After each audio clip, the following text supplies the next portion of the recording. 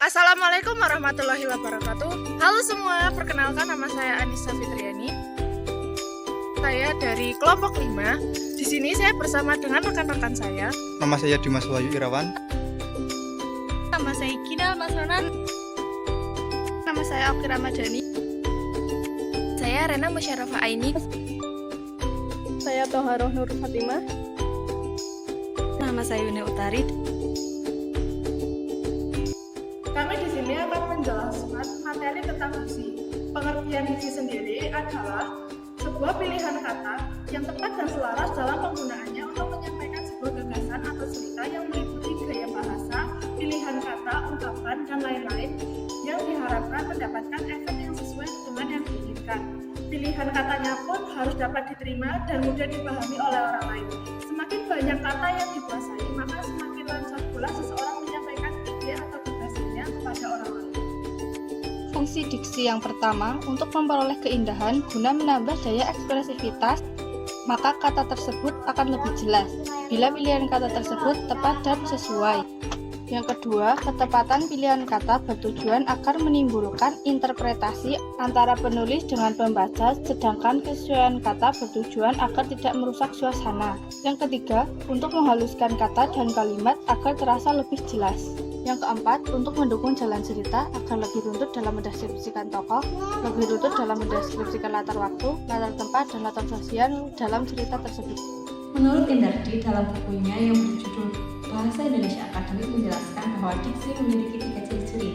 Yang pertama, ketetapan, yang kedua, keserasian atau kesesuaian, dan ketiga, kelaziman. Artinya, kosakata tersebut tidak cukup hanya memenuhi prinsip baku saja, akan tetapi harus ilmiah juga. Prinsip pemilihan kata menurut buku karangan Nugraheni tahun 2017 antara lain 1. Bahasa standar dan substandar. Bahasa standar adalah yang dapat dibatasi sebagai tutur dan mereka yang menduduki status sosial yang cukup dalam suatu masyarakat dan dalam situasi formal. Kedua, kata ilmiah dan kata populer. Kata ilmiah merupakan kata yang biasa digunakan oleh kalangan tertentu dan dalam situasi tertentu. Kemudian, kata populer merupakan kata yang hanya digunakan dalam kehidupan sehari-hari. 3. Kata percakapan. Kata percakapan merupakan kata yang biasa digunakan dalam percakapan atau pergaulan orang-orang terdidik. Bahasa artifikasi. Bahasa artifikasi merupakan bahasa yang disusun secara seni. Bahasa artifikasi biasa juga disebut dengan bahasa buatan. Secara umum, diksi dibagi menjadi 2 jenis, berdasarkan makna dan diksi berdasarkan leksikal. Diksi berdasarkan makna dibedakan menjadi 2, yaitu makna konotatif dan denotatif. Makna denotatif merupakan atau dapat diartikan sebagai makna objektif tanpa membawa suatu perasaan tertentu. Contoh, Bagus bekerja keras untuk menggapai cita-citanya. Makna konotatif dapat diartikan sebagai makna konotatif atau kiasan yang berkaitan dengan nilai rasa. Contoh, Tasya merupakan anak emas di kelas karena berperilaku sangat baik dan rajin. Anak emas dalam kalimat tersebut bermakna sebagai anak yang paling disayang. Diksi berdasarkan leksikal. Diksi berdasarkan leksikal dibagi menjadi 8. Yang pertama yaitu sinonim. Sinonim merupakan 2 kata atau lebih yang memiliki makna bersamaan antara satu dengan yang lainnya. Contoh dari kata sinonim adalah ketika seorang penulis ingin menggambarkan sebuah kematian, maka dia menggunakan kata wafat, meninggal, tiada, atau yang lain sebagainya untuk mengekspresikan sebuah kematian. Yang kedua yaitu antonim. Antonim merupakan kebalikan dari kata sinonim. Antonim memiliki arti pemilihan kata atau diksi yang memiliki makna perbedaan atau berlawanan. Contoh kata dari antonim adalah tinggi, rendah, besar, kecil, senang, sedih, atau yang lain sebagainya.